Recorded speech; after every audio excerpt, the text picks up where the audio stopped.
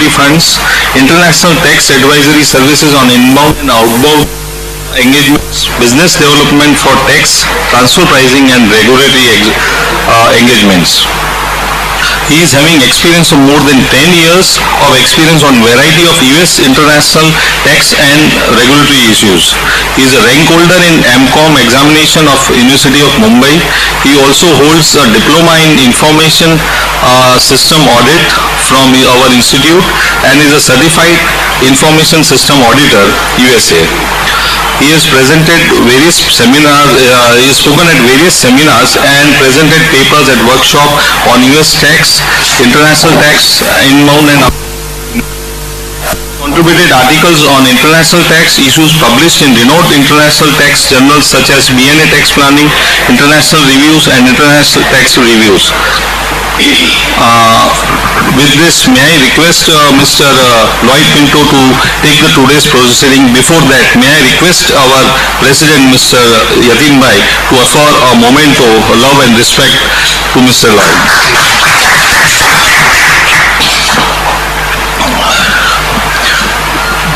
Yeah, Mr. Pinto. Can you hear me? Am I audible? Yeah, so I'll just take the dais. Thanks for that kind introduction. As you can probably gauge from the title of today's topic, what I'm going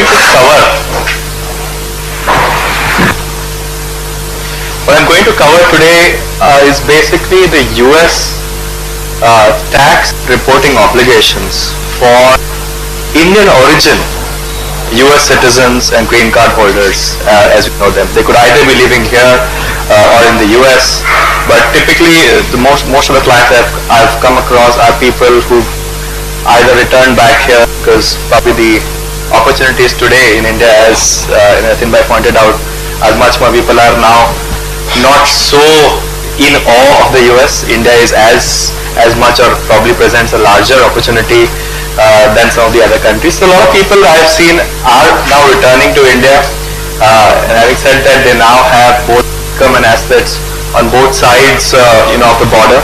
So it becomes important for these individuals to be in compliance with laws of both countries. India, of course, we are all professionals. We can advise them on the Indian implications, but a lot of people also need to be aware of the US regulation, and that's where I am a US tax professional, and others like me sort of help such individuals. At the outset, I am not a US citizen. All along lived here, born, brought up in Bombay, so based here. But I've been working in US tax for the last 10 years, practicing in this area.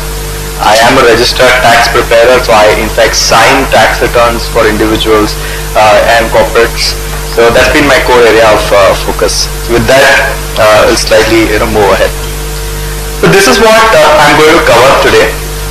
Broadly, we'll look at the basic framework of taxation for individuals, taxation of certain categories of income that are very popular among most of the people.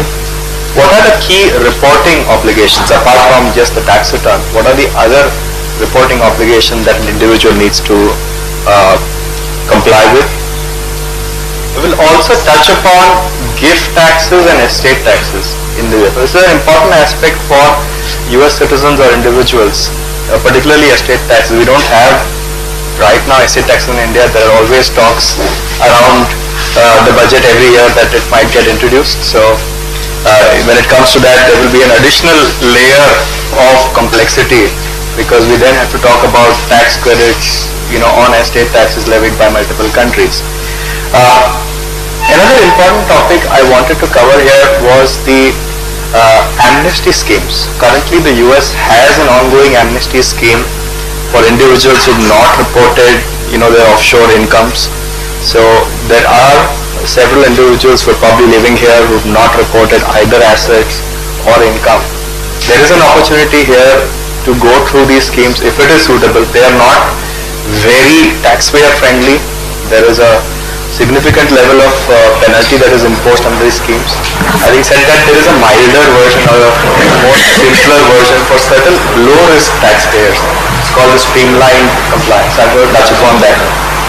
The last thing, which may not be interesting to a lot of people, but I have seen a lot of returning Indians who have now decided to stay here in India or rather outside the US, actively thinking about giving up their citizenship or residency. That also is not very simple. They have to jump through a lot of hoops. So I'll probably end with that. How to give up your citizenship or residency and what are the implications around it. So let's start with the basic framework for taxation of individuals. Now, as we are aware, even in India, that the basic, sorry. Yes. I think it would be better if you come in because there's an... Okay, there's an echo? Yeah, okay. Not because of echo.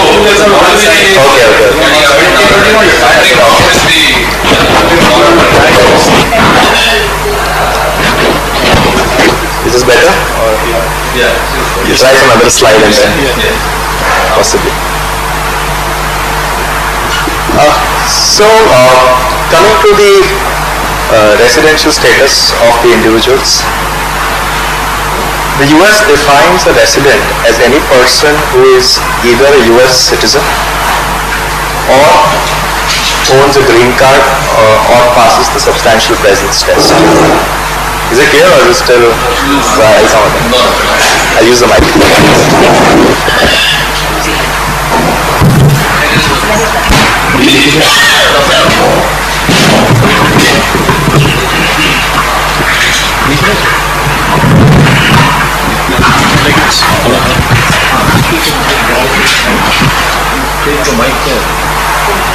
I can take the mic.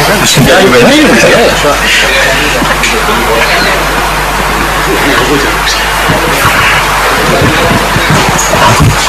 Hope this will be better. Okay, so coming to the residential test, so any person who is a US citizen, irrespective of where he is living and the number of days he is staying in any country, is a resident, a tax resident for US tax purposes. Now there is a distinction between a US citizen and a green card holder. Although it is interchangeably used many times, a green card holder technically is a permanent legal resident. They are treated as a tax resident, but they do not have still full privileges that a US citizen has. They do not hold a US passport. So a green card holder is probably the first step in the US immigration sort of cycle. The people have gone there, first will apply for a green card after they stay for a certain number of years, and thereafter, be eligible to apply for citizenship, and eventually they will get it. So there is a distinction even in the tax law between a green card holder and a US citizen. For a green card holder, technically they are a tax resident, but there are opportunities available to look at the tiebreaker test. And if under the tiebreaker test in the India-US tax treaty, it is possible to consider them as a resident of India, it is an option that is available for green card holders. Having said that, there is still a layer of distinction there. If a person holds a green card for more than 8 years, then if he chooses to take a treaty benefit, he will automatically be considered as having expatriated or given up residency, and the US exit tax rules will apply. So you can use the tiebreaker test in a person who has taken a green card recently for less than 8 years. So there it is possible to consider, if the person is living in India, he has just taken a green card, but he's staying here and he meets all the tiebreaker test rules and he defaults to India, it is possible to consider him as a non-resident for US tax purposes. But anybody who stayed for more than 8 years, that option again is not available. For other people, say for you and me who are Indian citizens, not green card holders, there is a number of days test which is called the substantial presence test. I'll take you through the details of the substantial presence test in the next slide. The next category or the next iteration that we need to look at apart from residency is the filing status. In the US, you have multiple filing statuses that are also applicable for taxpayers. You can either file as a single person if a person is not married. If a person is married, there is an option to file jointly with your spouse, Now it gives certain benefits because the tax slabs are double the slabs for a normal individual. So if the husband and wife are not earning similar levels of income, it does provide an opportunity to pay lesser tax on a family basis. But obviously if both of them are on similar levels of income, probably it may not make much of a difference. There's also an option to file separately. It is not necessary that if a couple is married that they necessarily need to file jointly. They can file their own tax return separately also. There is another category called head of household. This is applicable to persons who are living with certain dependents, who could either be a widow or a widower, and who is living with a dependent, with either a child or an aging parent whom they can call as a dependent. So the US tax law recognizes that these individuals have certain additional responsibilities, so it will give them slightly better tax slabs than a single individual and slightly lesser tax rates. So apart from residency, you'll have to see what is their filing status, and that will determine how much taxes they ultimately pay in the US. If you are a resident, of course the US taxes you on your global income. If you are a non-resident, you will only be taxed on your US sourced income. It is important to look at the sourcing rules in the US tax laws because it is different. Just because you're selling shares of a US company, it does not necessarily mean it is US source income. Under the US tax laws for capital gains, the source of income is where the seller is resident under the domestic US tax law. So it is possible then when an Indian resident, let's say for example, is selling shares of a US company, it may not be US source income and may not be taxable in the US. Interest, dividends, rents from US sources definitely are US source incomes. So in case of Harvard and all, that would be double non-taxation. It is possible. It is possible. Yes. And the tax slabs start from 10%, they go as high as 39.6%. These are only federal tax rates. In addition to this, if an individual is living in the US in any particular state, there could be additional taxes on the state side ranging from 5 to 15% depending on which state they're located in. I can just move the next slide. Okay. This is a substantial presence test. This is the number of days test, simply put. Two conditions. One, it says you should be there for at least 31 days in the current year. And there is a second qualifying test which talks about aggregate of 183 days. This is over a period of 3 years, but the way to count it is all the days in the current year, 1/3 the number of days in the first preceding year, and 1/6 the number of days in the second preceding year. So it's a rolling computation. You have to look at the stay in the US for the last 3 years. The current year is given 100% weightage. The first year and the second preceding year are given 1/3 and 1/6 preceding. So if you exceed 183 days based on this 3-year rolling cumulative number, then under the substantial presence test, you will be considered a US tax resident. So any individual who is traveling there, maybe a technology professional or an IT professional is going there, working on certain projects, coming back, but on the whole, over the 3-year period, if he meets this test, he or she could be considered to be a US tax resident. There is, however, one exception.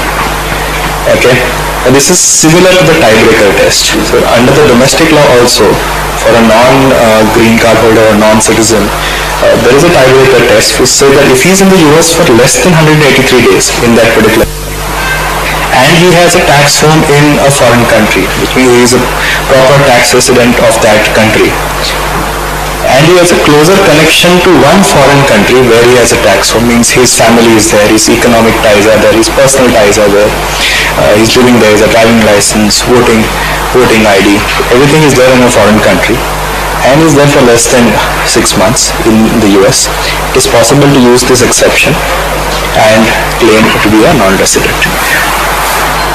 Any questions on the residency area?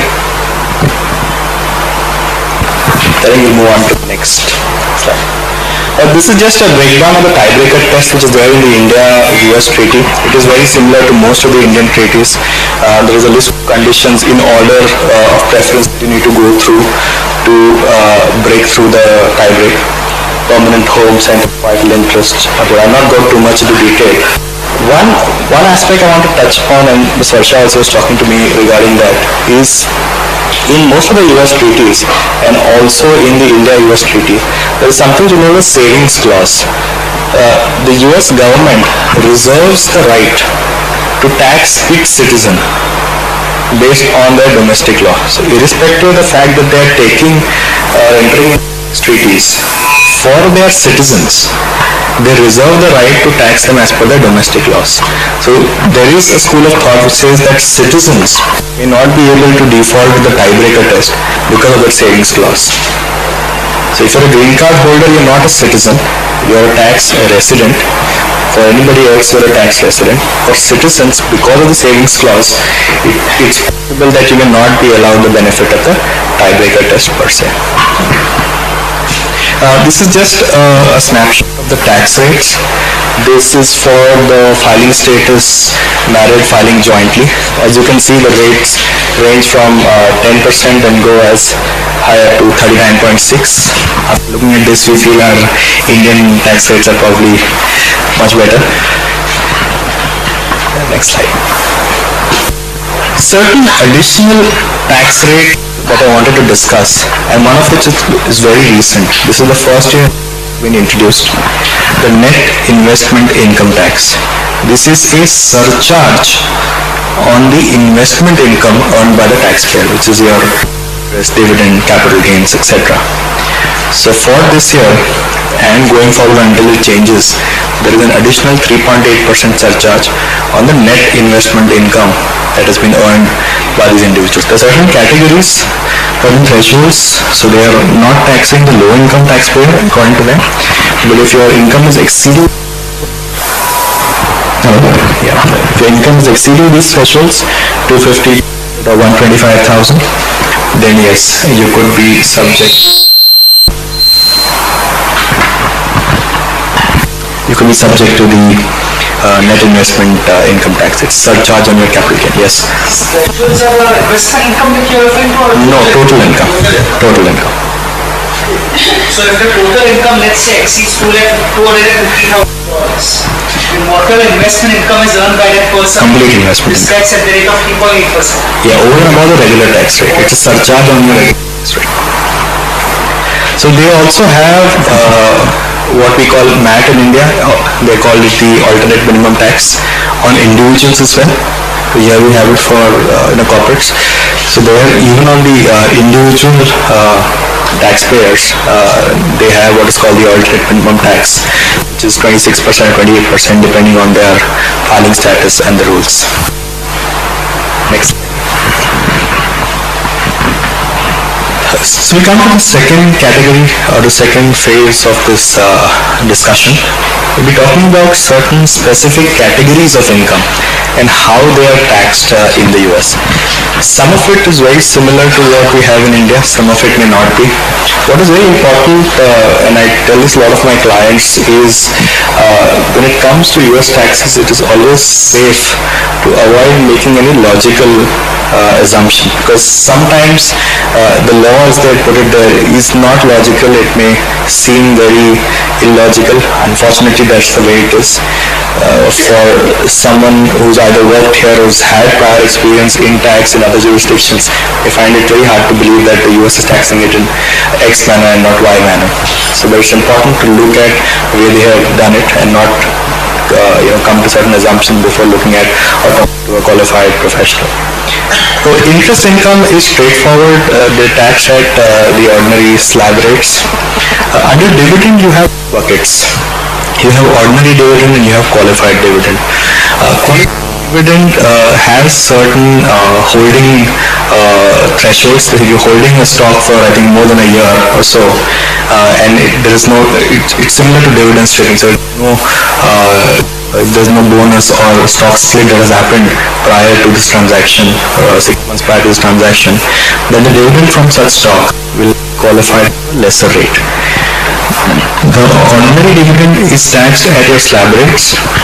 The qualified dividend is taxed at capital gains rates which range from 0 to 20%. I have the capital gains rates on the next slide. So it could be as low as 0% for a low income or a low bracket taxpayer. It could go up to 20% for a top bracket taxpayer. Qualified dividend also includes dividends paid by companies in a foreign location with which the US has a tax treaty.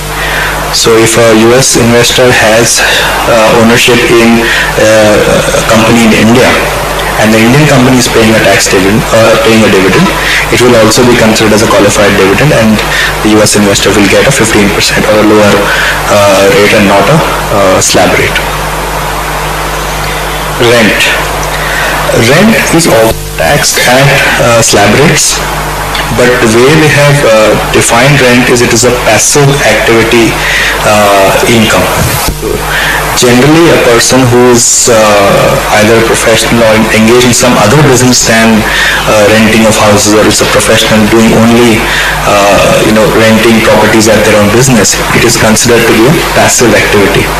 Passive activity means that it will not, so any losses that you generate from your rental business. For example, if you have just one house which you have given on rent, and in the US you are allowed to take a depreciation on your property, rental property as well. So it is possible that the rental income will be less than the depreciation and the mortgage interest that you are paying to the bank, any property taxes or any other expenses that you've incurred on the house. So it is very likely that there are losses generated in the earlier years. These losses cannot be offset against your other income, or your salary income, or your interest income, or your capital gain income. Sorry, against your active income. It could be offset against your passive income. There are certain exceptions for a very low income. Again, they're favoring certain low income or low bracket taxpayers. There are certain incentives given to them. So if your overall income is, I think, less than about 100,000, $25,000 worth of passive losses you can offset against your active income. So if you are in the low income brackets, according to them, if your income is lower than $100,000, up to $25,000 you can offset against active income also. So you can make an election that I want to offset certain portion against my active income. But for the larger income taxpayers, it is a passive activity loss, cannot be offset against your regular income. Yes. Yes. If you receive dividend from Indian company, the same treatment is given. US citizen earning dividend from Indian company. Yes. Funds are parked in India only. Yes. But then you will apply same treatment. Yes, you will get a qualified dividend. Yes, same treatment. On the salary income, there are certain exemptions. So while Related question. yes, Is there any circular or something which gives the credit or DDT dividend distribution? DDT, there is no circular or there is no written clarification as of now. As a firm, I'll tell you what our stand is. For individuals, we believe that DDT is not creditable in the US. However, for corporates, they have a separate section which talks about foreign tax credits, section 902, where it is possible that the dividend distribution tax can also be creditable, because 902 talks about underlying tax credit. So there is an argument that underlying tax credit is before the tax is paid by the Indian company, of which DDT is also one of the component. So for corporate having a subsidiary in India who is giving dividends, yes, DDT will be creditable. For individuals, it's going to be a challenge. So we've not seen, although we've seen people who've been claiming it in their returns, I have not seen an assessment which has gone through and either challenged or otherwise. But the stand that we have right now in our firm is individuals, we're saying DDT is not creditable at this point in time. Yes. Under the treaty also, it is arguable whether individuals can get a credit. There is an interpretation you can take. I know there is a reputed law firm in India which is taking that stand that it could be creditable, but at this point it is not. We have not come across a judgment which would sort of stamp the authority on that will be available. So that's why it's still a grey area. The next option is salary, which is again a very common category of income. It is taxed at your regular slab rates. However, there are very beneficial exemptions for salaried income. We'll cover that in the next slide. You must have heard of this if you've dealt with US individuals. They talk about what is called a foreign earned income exclusion. Typically, it is also called an FEI exclusion. But there is a dollar amount, and which changes every year because it is indexed for inflation. So this year, I think for 2013, some expired is around $97,000. So up to that amount, if you're earning salary by working in a foreign country, let me pause here for a moment. This exclusion is for individuals who are working outside the US. So under people who are working in the US, you're paying taxes at your normal slab rates. For individuals who are on the payrolls of a US company, or US citizens or green card holders working in India on Indian payroll, but are supposed to pay tax in the US because they're either a green card or a US citizen, for them this exclusion is applicable. So up to about $97,000, if they qualify under one of the two tests, they can claim that as an exempt income. So that income is not taxed in the US. It is included for rate purposes, so to compute the overall tax liability, but it is not included as a taxable income. There is also a foreign housing exclusion. Over and above the $97,000 which I mentioned, there is a certain amount which is also available as a housing exclusion. There is a ceiling to it. It's about the max amount you can claim is about $16,000. The way the housing exclusion works is, first of all, the employer should be providing you something like a living allowance or an HRA, or something to do with housing. Either paying a certain amount for your rent or utilities. There is a base amount which the US publishes every year, a cost of living allowance which is applicable to each city. So even if you look at Bombay in India, there are most of the major cities are covered, and they have mentioned the cost of living allowance which is standard in these areas. So as long as the costs that you're incurring are above these base thresholds, so you're incurring a significantly higher cost, then you will get this particular exclusion. So if you're incurring an amount which is less than what the US says is an average for this city, then there is no exclusion. So this is something which sometimes get missed. We need to evaluate for some certain high net worth individuals. It is possible that they're staying in the more posh areas of the city, paying significantly higher rentals, and their expenditure could be higher than what the base the US government has published. So in those cases, it's possible to get some benefit here. There are two conditions that you need to satisfy either of the two tests. They're called the bona fide residence test or the physical presence test. We'll look at that in the next slide. Slightly technical, but I'll just give you in a nutshell. Bona fide residence test clearly means that you are a bona fide tax resident of another country. You are actually filing your tax returns there. You have a tax home there. And it should be for at least for a period exceeding a year. So you're there for at least more than an uninterrupted period for the year. You're living there, working there. You're a bona fide tax resident of a foreign country. Short trips to the US, vacations, etc. are allowed. The second test is a physical presence test, which says that you are actually living in a foreign country for at least 330 days in a 12-month period. So as long as, and this does not need to be a consecutive 330-day period, it could be broken up, but it should be within a period of 12 consecutive months. So if you are there in a foreign country for more than 12 months, 330 days plus, you can get the benefit of this particular exclusion. As I mentioned, the exclusion amount is $97,600. So up to those amounts, you can get a exclusion in the US. Now let's take an example where a person is earning say $200,000. How does it work? So you will get both the exclusion up to $97,600. Over and above that, I'm assuming if you're working in India, you will be paying taxes on the entire amount here in India as well. So you will get a credit for the incremental taxes that you're paying to India. So from the $200,000 of salary income, you would pay, let's say, 30% to the Indian government. Whatever tax is proportionate to the exemption you are claiming, for that you will not get a credit. You will not get a double benefit. To the extent you are claiming an exclusion, the proportionate taxes that you're paying to India will be reduced from your tax credit pool. The balance taxes that you have paid to India will be a creditable amount. whatever US taxes you owe, against that you will get a credit. So it could be more or less depending on your tax bracket in the US. Yes, the 97,000 will still be considered for rate purposes. So you will have to include that in your overall taxable income to work out your entire taxes. With the next slide. Capital gains. Now this is probably a more interesting topic for a lot of people. Short-term are taxed at your regular slab rate. Short-term capital gains, the US defines that as a 1-year period for all properties, including your house property. That's also a 1-year period. For stocks and shares also it's a 1-year period. So anything more than 1 year is long-term. Under long-term, if you are in the 10% or the 15% tax rate bracket, which is a very low income bracket, $30,000-$40,000, you would have a 0% rate.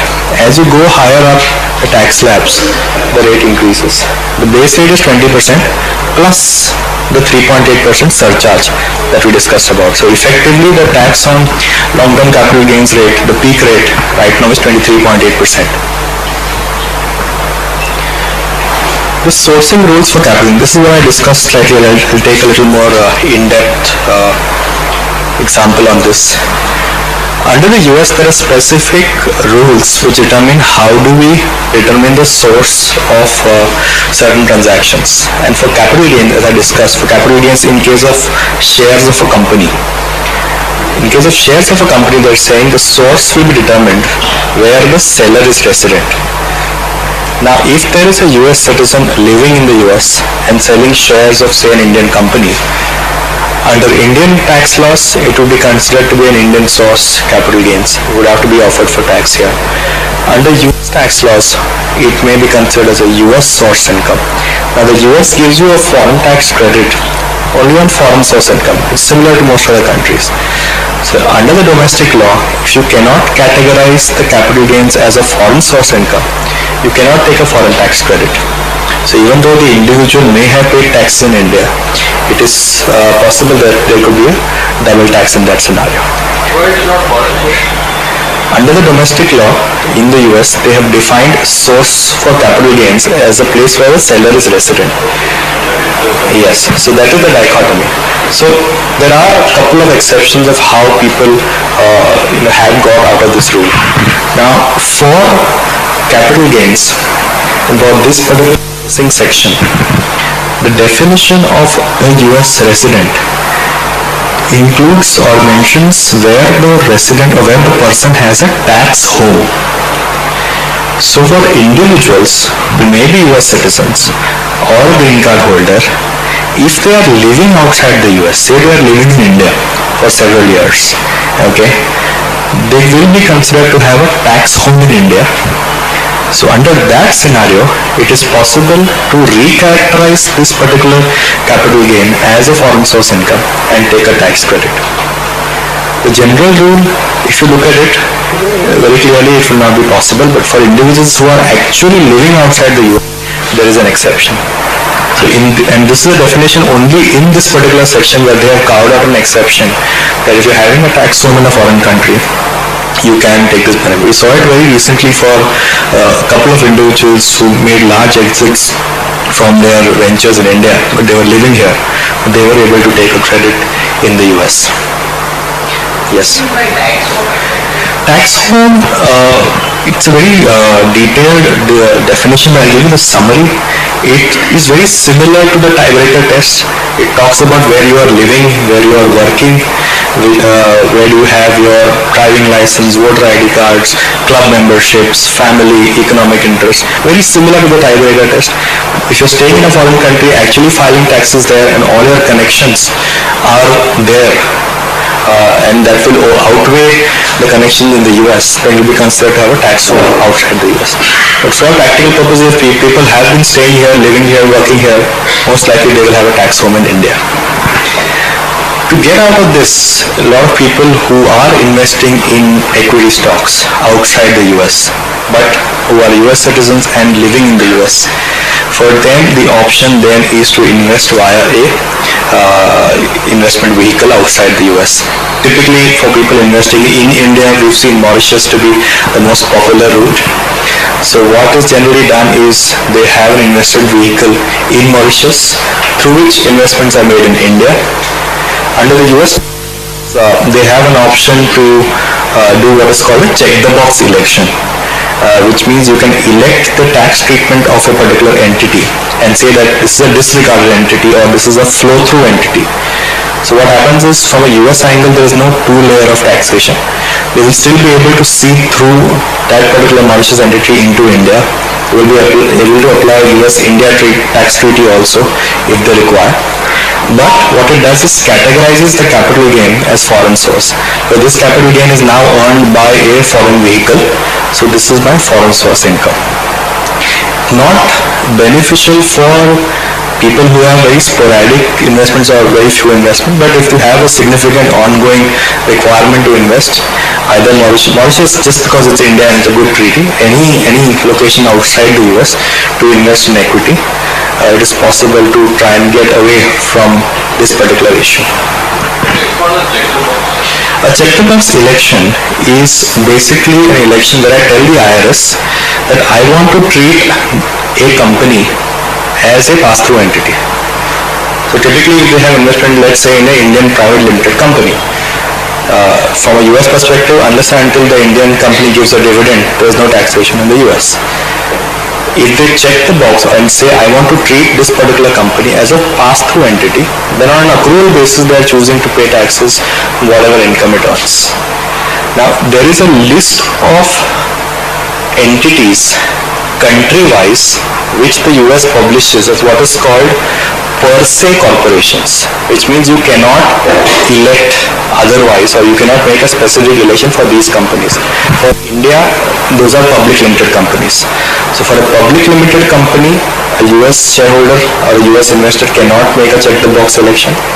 For any other entity in India, a private limited company or an LLP, it is possible to do that. Similarly, for all countries, they have published a list of certain entities for which elections are not granted. All the others, you can do that. I'll just touch upon one more aspect for corporates. If you're dealing with corporate clients who have a similar issue, so a subsidiary in India, okay, again, the same question would arise, your capital gains when you're selling shares of an Indian subsidiary. One option, of course, as I discussed, they hold via an offshore vehicle, so if you're holding it via Mauritius or any other vehicle, you can get around that. However, there is another exception. US company owns more than 80% in a foreign company, and that foreign company is actually an operating business deriving more than 85% of its income from the operations in that particular country. So for example, if it owns a subsidiary in India and that Indian company is majorly drawing income from business in India, so then you can say that yes, this is my subsidiary which is based in India and majority of his income is actually Indian source. It is a operating company, so it's not a shell company which I'm setting up in a foreign country. So I want to categorize this as a foreign source income and you can take a credit. For corporates also, for an active subsidiary there is an option.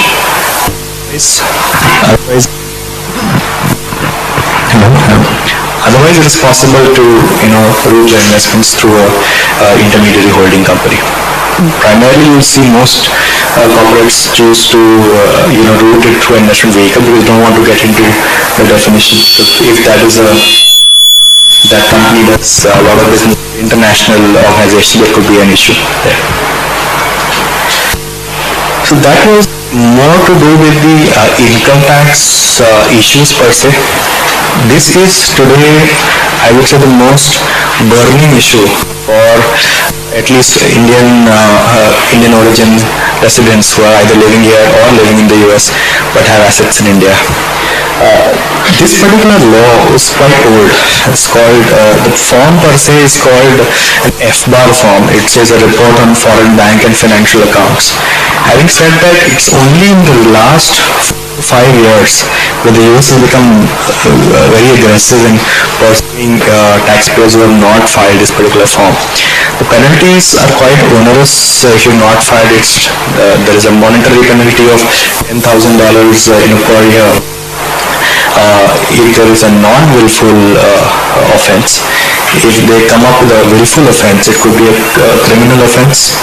You could be jailed if you're genuinely trying to hide income or assets in a foreign country, as well as 50% of your account balance will be wiped off as a penalty. So if there's a criminal intent, a genuine intent by a person to hide assets outside the US and not having reported this, then the consequences are significant. Having said that, the onus is on the IRS to sort of prove criminal intent or willful negligence in this scenario. In most cases, probably people were not aware that they were required to file these kind of forms. A large number of US CPAs and tax preparers also were not aware that they needed to ask certain questions. We came across a lot of cases where we met people who say, my CPA never asked me these questions, right? If you would have asked me, I would have told them that I have a bank account in India, I need to sort of report that.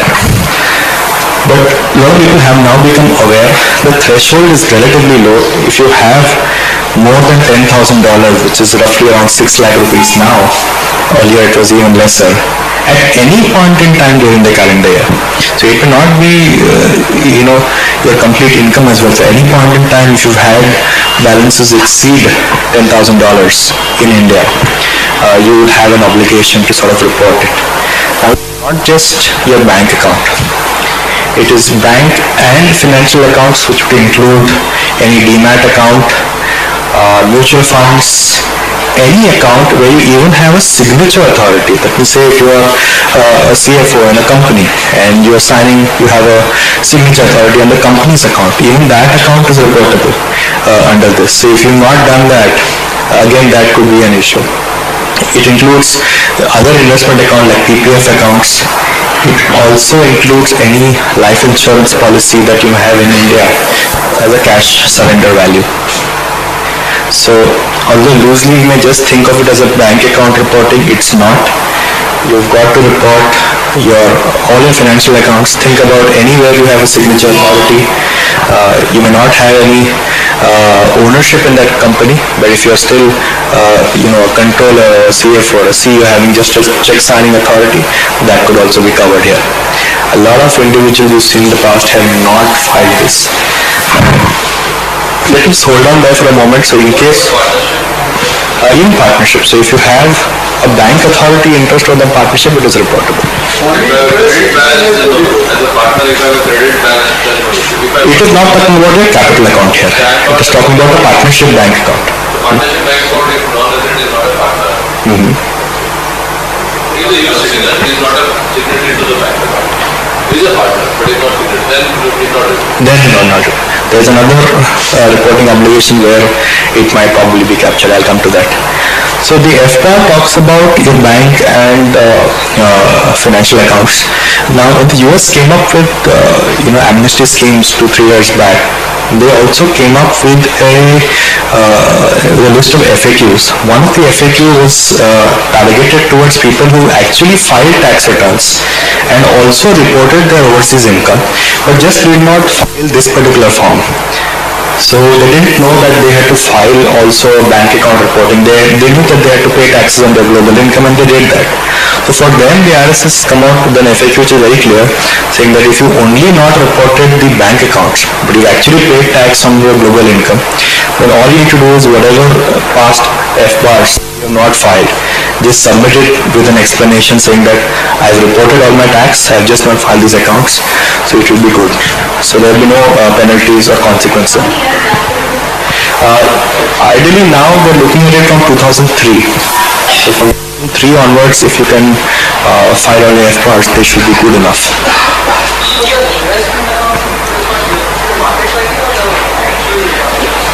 You'll have to see the NAV. Yes, it's quite onerous that way. So you'll have to go through the mutual fund website where they publish the NAVs for the year and sort of track the highest NAV for that particular period. Now, US person would mean a US citizen plus a US resident, which would either be a green card holder or a tax resident. 2 years back, they came up with another form, which is called a Form 8938, which is a part of the tax return. Now, this form, again, there are certain thresholds. It's, again, for various categories of people, depending on whether you are living in the US or outside the US, and whether your foreign assets are above these thresholds. There are two thresholds. One is a threshold at the end of the year, one is at the threshold at any point during the year. And it's an or scenario. So if you meet either of these cases, you're supposed to file if you meet either of these thresholds. Go to the next page, we'll define what is a specified foreign financial asset. So it covers any financial account, which is very similar to the FBAR reporting that you have just looked at, any bank account, financial account, signature authority account.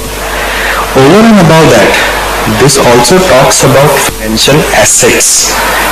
Here you probably cover shares in an Indian company, shares, any interest in a foreign entity, which will include your partnership capital accounts, you have investments in a partnership or a trust, any other financial investment that you may sort of have.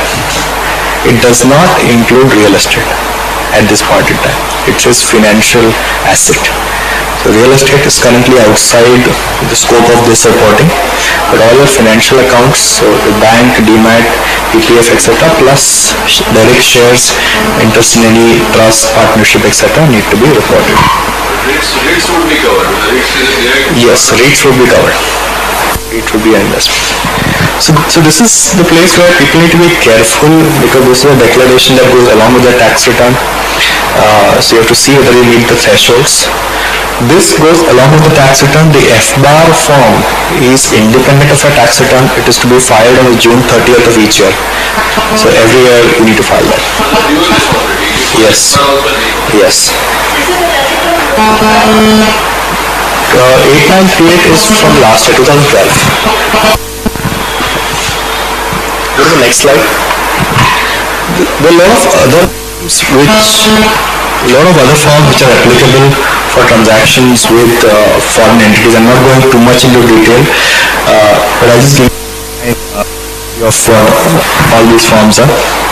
A Form 5471 typically have more than 10% interest or more than 10% shareholding in any foreign company. There is a particular reporting that you need to do. Form 3520 and 3520A, they deal with any interest in foreign trusts. So if you are either a settler or a beneficiary of any non-US trust, then there are these two forms which you need to look at, which you may need to file. The last category is interesting. This is Form 8621, which is to do with what we call the PFIX, or the Passive Foreign Investment Company. Now, here an important distinction I'd like to make is with regard to mutual funds. Mutual funds, according to the US laws, are treated as passive foreign investment companies, or PFICs. So they do not enjoy the same capital gains tax rates as shares or securities does. So that's a very important distinction that a lot of people have missed in the past. Because the treatment in India is very similar to regular capital gains. So they've offered mutual fund gains also on a similar basis, which is not correct. Mutual funds are taxed as what we call a passive foreign investment company.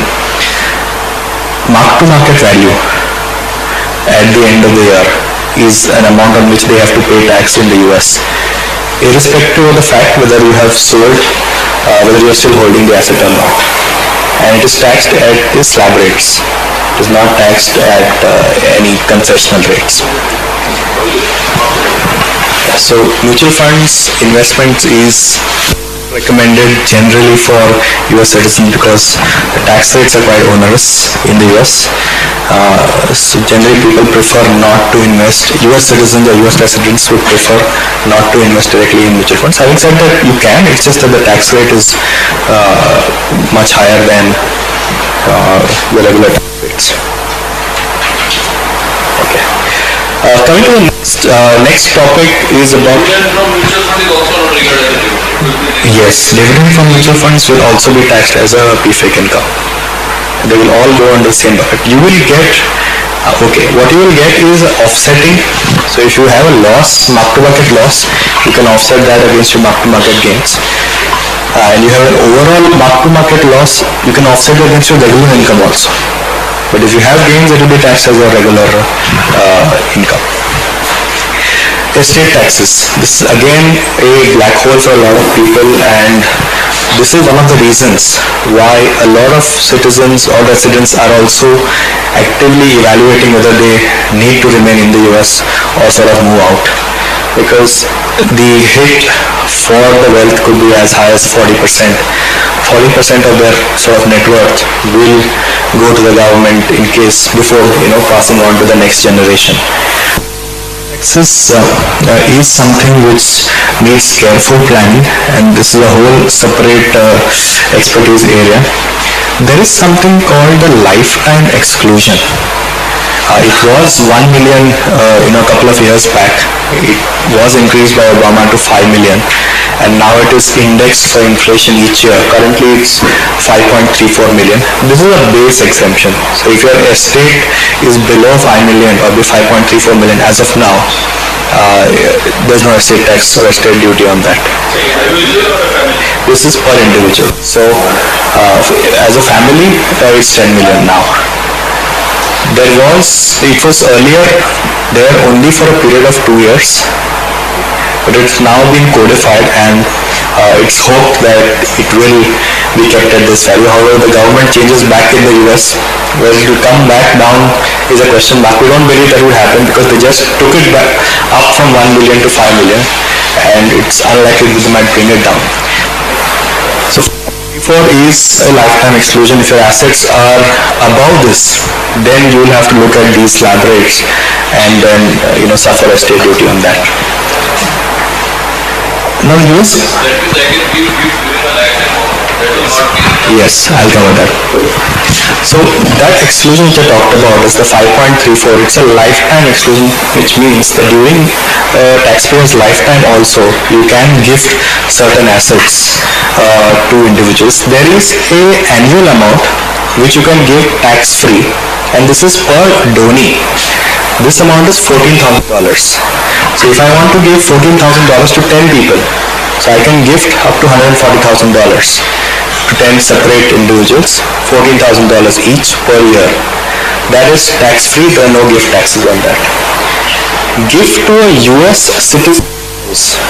Gifts between US citizen spouses are fungible. There are no gift taxes on those. However, gift to a non-US citizen spouse is limited to $140,000 per year, irrespective of whether your spouse is a US resident or not. That is a catch. So even though you will be living in the US, your spouse may not be a US citizen, may be a green card holder, not yet a US citizen. A non-citizen spouse, the limit is $140,000 and not unlimited. So you have to be careful about that. So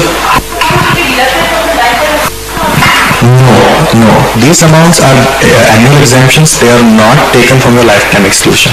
These are your annual exclusions.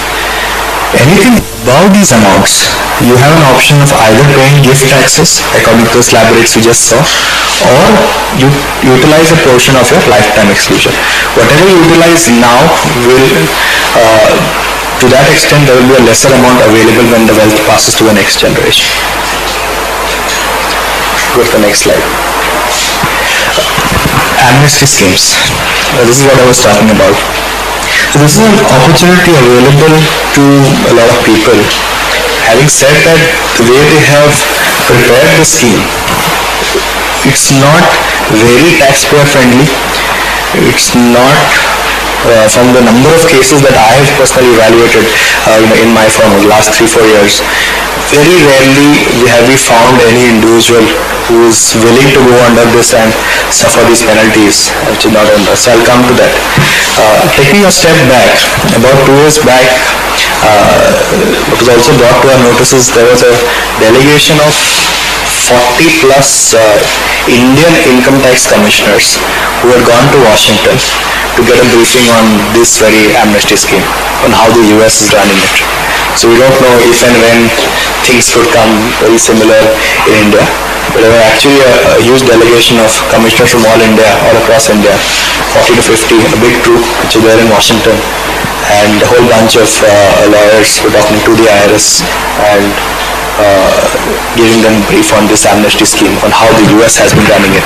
And I think, I don't remember that year or the year prior to that, is where the Indian income tax return changed with that additional schedule which came in to report foreign assets or foreign signatory authorities. I don't know whether it was before or after that meeting, but they're taking some cues from there. So there was a OVDI, it's called the Offshore Voluntary Disclosure Initiative, or OVDI as you like to call it. The first one was in 2009.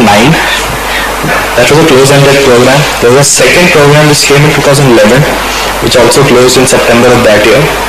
And January of 2012, they started this third OVDI initiative, which is currently open-ended. So you can, anybody who wants to avail of this benefit can enter into it. There is no closing date to it. What do you need to do? You have to file last 8 years of tax returns. You have to file last 8 years of your FBAR forms. You have to file all the relevant reports. If you own interest in any company or partnership or trust, all the relevant tax forms what you need to file. What do you need to pay? You have to pay all the applicable taxes that you have not paid for your unreported income, along with interest. Over and above that, you have to pay a flat 20% accuracy related penalty on that tax. Whatever is the underreported tax, because you have not paid that, the flat 20% penalty on that tax. And the third part is the most onerous part, is the 27.5% offshore penalty. Now this is an all-inclusive penalty in lieu of all the other proceedings that the IRS could take against you. But this amount, this percentage, is not levied on the tax. It is levied on your peak account balance over the last 8 years. So you aggregate all your unreported accounts, which is your bank account, your financial accounts. Now the killer here is, if you had a foreign rental property on which you've been earning rental income and you've not disclosed your rent income to the US government, even the value of that house also gets captured in the penalty base. Okay?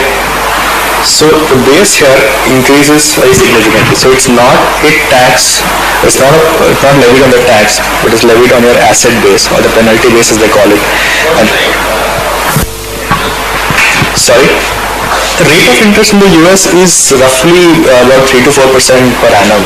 So that's not very significant. This is where you get hammered, especially if you have a property, or even if you have a business. If you have not reported, so if you have not filed these particular forms, 5471s or anything related to a foreign partnership or foreign company, then the value of that company is also included in the penalty base. So you need to do a valuation of the company if you hold.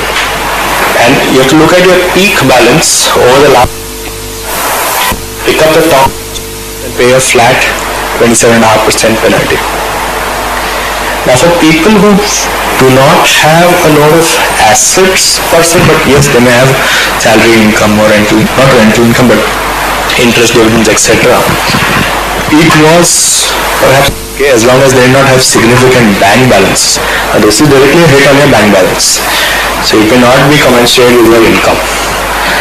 It was 25% in the 2011 program. It was 22% odd in the 2009 program. But even then, so it's a cost-benefit analysis. It's in lieu of the various penalties, because there is a penalty per form that you have not filed. So if you have not filed FBAR, there's a $10,000 penalty per year per form. So it will straight away go up to $80,000 for 8 years.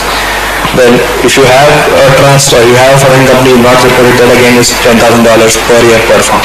So in lieu of all those penalties, there is a one all-inclusive penalty. So yes, in some cases it probably may make sense to go here, but there is also an alternative. The alternative, go through the regular system. If you have not filed your tax returns, or if you filed your tax returns incorrectly and you have not reported certain foreign income, you can legitimately go and revise your return. You can file an amended return. In which case, you will go through a normal assessment proceeding, which a lot of lawyers that we've dealt with in Washington with the IRS, and so the normal assessing officers are much more judicious or much more friendlier than the persons who are sitting on the scheme, because it's also psychological. Person sitting on this amnesty scheme is with an objective of generating certain revenue. In some cases, they're not being very lenient per se, because once you go on this amnesty scheme, there is a discussion, there is a negotiation, which you have to appoint a council which negotiates with the IRS. So in some cases, they're being amenable to your discussion, in some cases they're not. So even if you have an issue, it may well turn out to be that you can go to the and just file revised returns. So we had a client in a very similar situation who reported all their income. They didn't know that they had to file the FBAR forms. They had several FDs in India, then they paid tax on the interest in the FD, but did not report the bank accounts, etc. They had companies in India for which they had not filed this particular form. So when we did the evaluation for them, the penalty was too huge, too significant. So what the council advised was to just go through a normal process, just revise your returns, pay additional taxes due. And he assessed under the normal scenario, and where he explained to the officer saying that, it's not a willful, I just didn't know about it, and the moment it came to my notice, I actually came forward, filed proactively all my returns, and he got through the assessment without any penalties.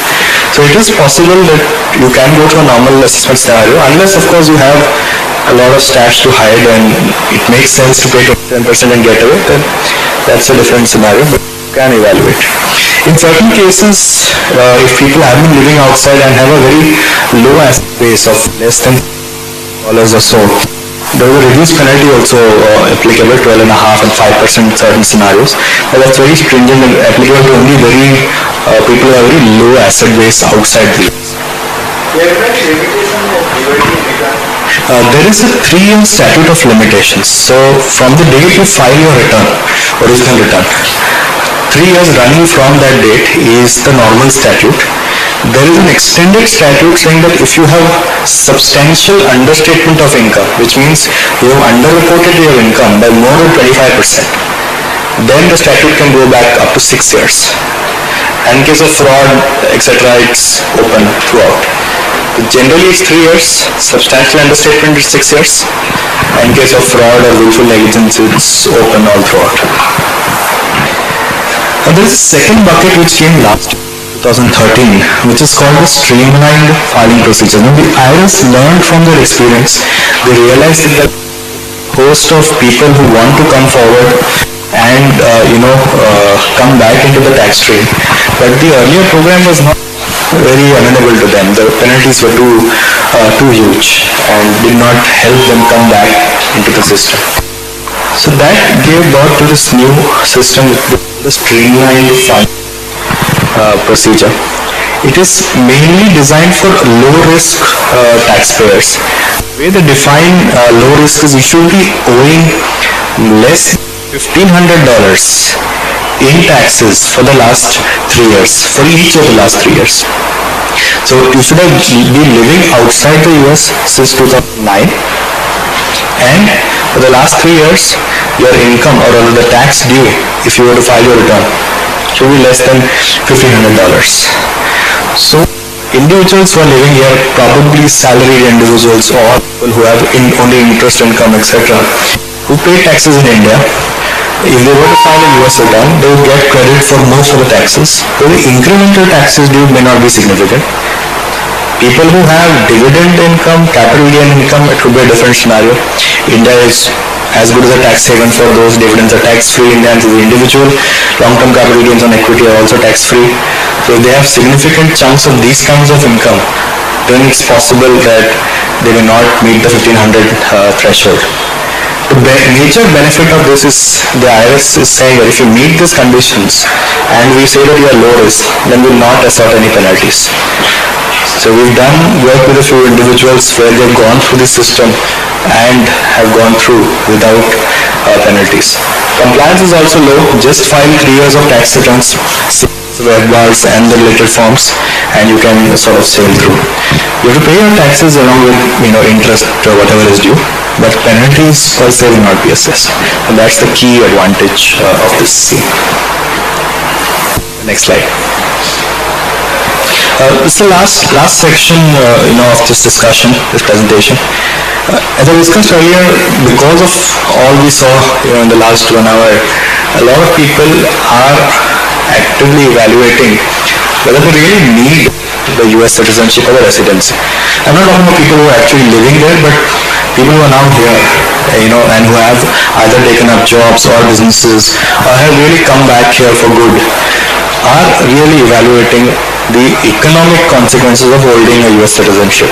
Of course, there are softer issues, there are personal issues which we cannot discuss or debate, but definitely there's an economic evaluation which is required. I tell a lot of clients that if you have decided to live in India, okay, you can always give up a citizenship. You can get a travel visa anytime. The same day you get the citizenship, you can go and get a B1, B2 visa, and you can always travel back there. It's not that doors for the US will be closed. Yes, there are issues in getting back US citizenship, it's a different story. But really, India today is far better in terms of a tax regime in the US. Dividends, capital gains are tax-free. There are a host of other benefits at the individual level which are probably not there. Plus to boot, there is no estate duty, gift taxes, etc. So let's look at a person who thinks on those lines and says, yes, I want to get out. I want to give up a US citizenship. What are the conditions that are going to be applied there? Expatriation procedures, they talk about a certain exit tax regime. I don't know if you heard about one of the Facebook founders who sort of expatriated and went to, I think, Singapore. So there was a lot of hue and cry about having evaded significant taxes. He gave up his citizenship or green card before Facebook went public. He saved a bunch of tax on that. But he went into the regular route and he actually paid exit taxes, whatever was due at that point in time, because Facebook had not gone public. So he used whatever valuation was there as per the last round of funding, paid his exit taxes and went to Singapore. But when Facebook listed, he was then a non-resident, selling shares of a US company, not US source income, so he didn't pay any additional tax on that in the US. What is important is for a US citizen or what we call a long-term permanent resident. A long-term permanent resident is any person holding a green card for more than 8 years in the last 15 years. If you are in either of these two categories, then the expatriation rules could apply to you, which you need to evaluate. We'll go to the next slide. There are two key numbers here. One is net worth. If your net worth is below 2 million and your income for the average income each year for the last 5 years is less than $155,000, then you can exit the US without paying any exit tax. If you are not a very high income taxpayer, net worth is below 2 million, you can get out. If your net worth is above $2 million, then we have to deal with the exit taxes. The way the exit taxes are computed is there is a deemed sale of all your global assets on the day you decide to exit. Today, if a US citizen decides to give up his citizenship, you need to evaluate as if he were to sell his entire global portfolio of assets. What is the gain that he would have to report? There is a base exclusion. Again, that's indexed for inflation each year. Currently, it's 663,000.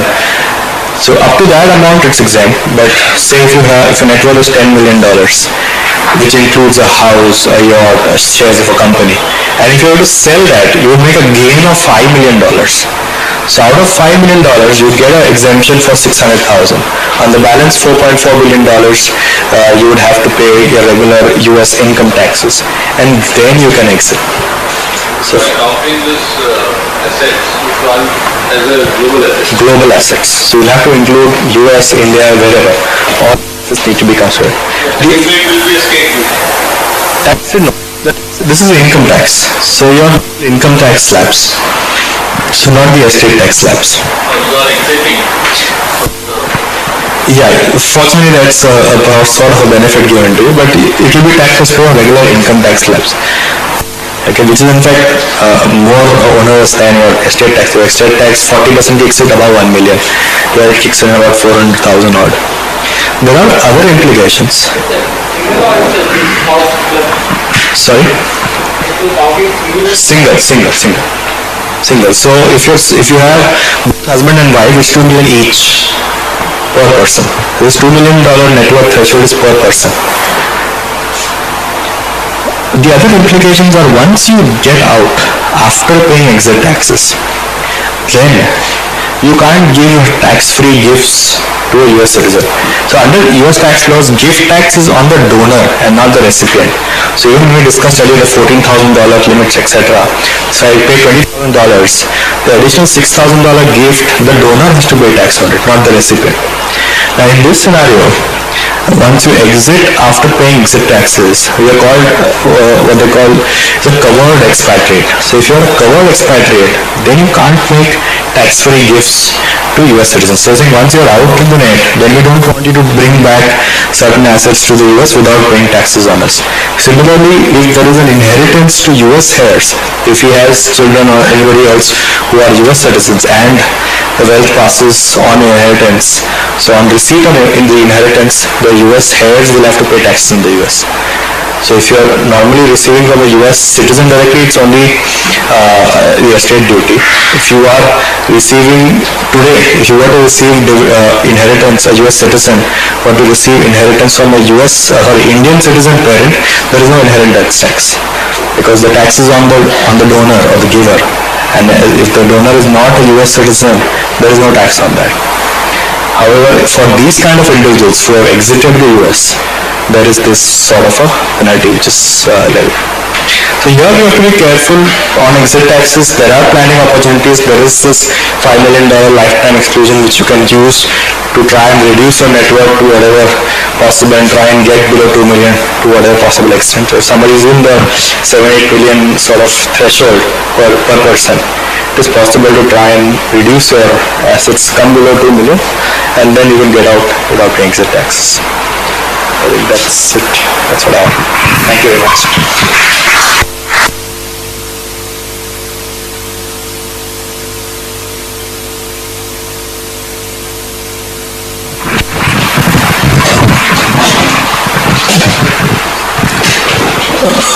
Thank you, Mr. Lloyd. Any questions?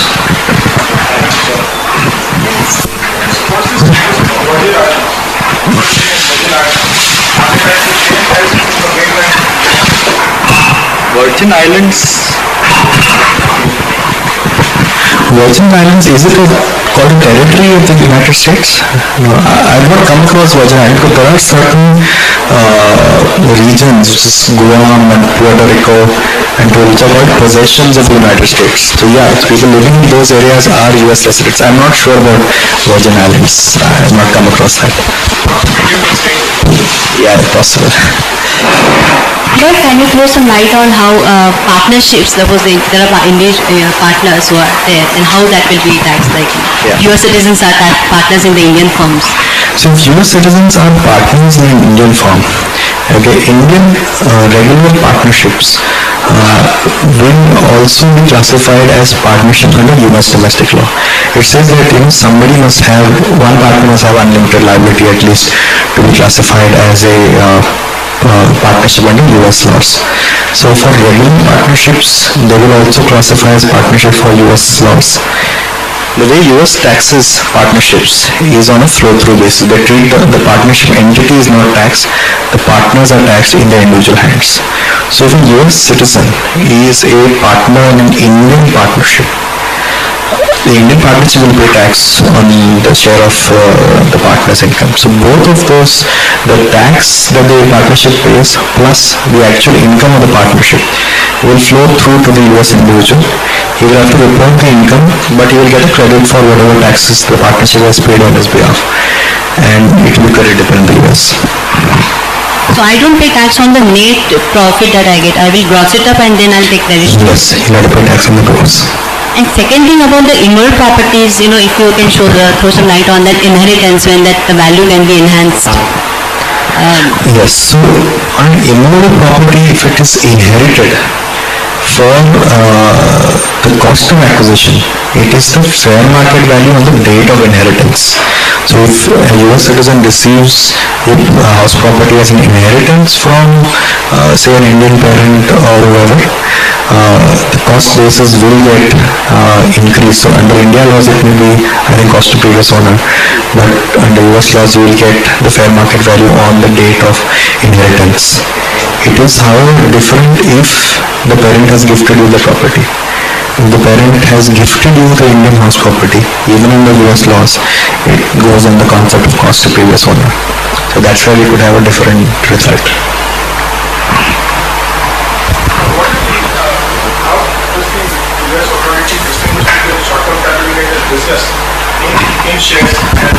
They don't have currently that scenario. So more or less, even if you're a regular trader, you will get taxed because short-term capital gains are taxed under normal slab rates anyways.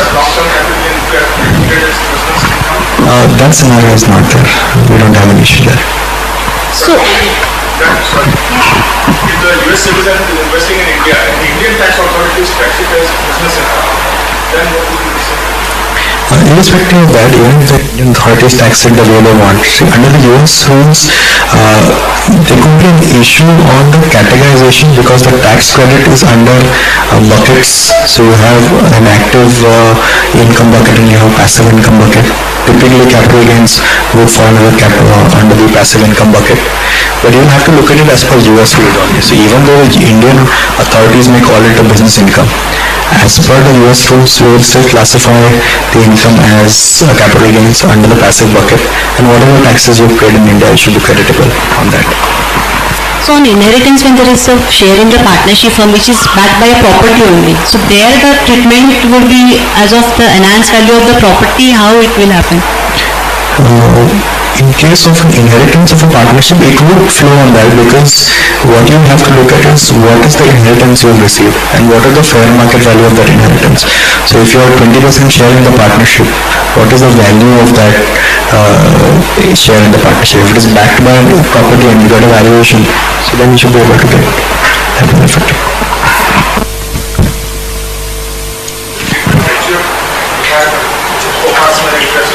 You are touched upon a very grey area for which I cannot answer. But yeah, we looked at this issue for HUF, and unfortunately we've spoken to quite a few lawyers in the US also, because it's a concept very unique to India, and unfortunately we've not seen much judicial precedence in this area. Having said that, conceptually the way to look at it based on what we've discussed is it is sort of analogous to a trust. So US, there is a concept of a grantor trust and a non-grantor trust, which is similar to revocable and non-revocable trust here. So we'll need to see whether it gets classified as a trust and apply the same rules as how the US taxes trust. But as I said, it's only an interpretation view. We've not had a clear answer on that area. Currently, if you have any bank account in that HUF's name and you are a signatory authority as a Karta, it should be reported as an account that you hold.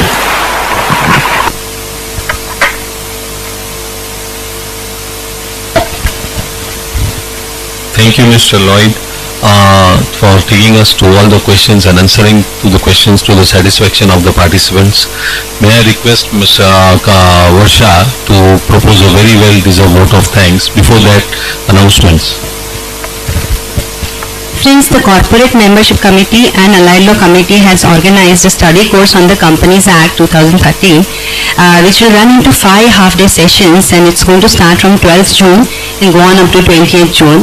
So please look for the announcement and do enroll for the same to take the benefit of this program. Now coming to the pleasant task of proposing vote of thanks to Sir. Friends, you all would agree that C.A. Lloyd has made a very evocative and informative session on the subject of tax reporting compliances applicable to Indian Americans. So Indian American was my idea to be gone to him.